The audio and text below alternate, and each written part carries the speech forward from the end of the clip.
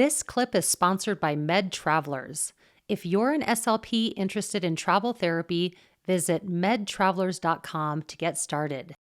What are the I'm thinking, my autistic students were the ones that I would most often hear the echolalic speech with, but is there any other diagnoses that maybe you see this in?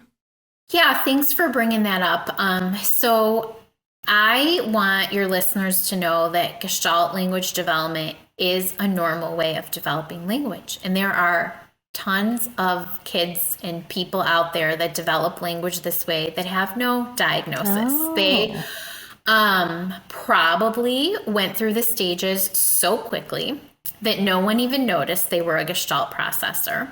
A lot of these kids are sometimes labeled as late talkers because we were hearing a lot of what we called jargon, so that and we weren't hearing words until maybe later, 2, 3, even 4 years old. Why is that? I think a lot of times it's because they're in that stage 1. They're not motorically caught up for those gestalts, but they just move themselves through the stages. So then, we do start hearing words in stage 3 and their phrases, their novel sentences in stages 4, 5, and 6. So I think there are so many Gestalt language processors running around out there that, we never looked at it that way because they didn't need support.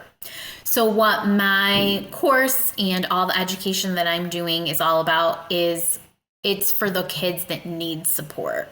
So kids that are sort of living in those beginning stages and have not moved forward. And a lot of the times that is our autistic kids.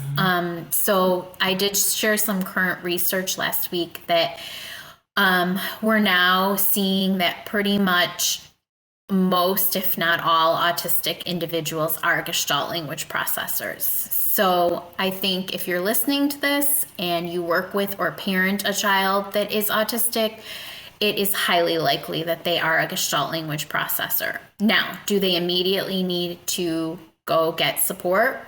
Maybe, maybe not. I think there are a lot of autistic individuals that have also gone through the stages on their own and figured it out, as several have been guests on this monthly series that I do called Lunch and Learn, and we can link to my YouTube channel that has a lot of those interviews.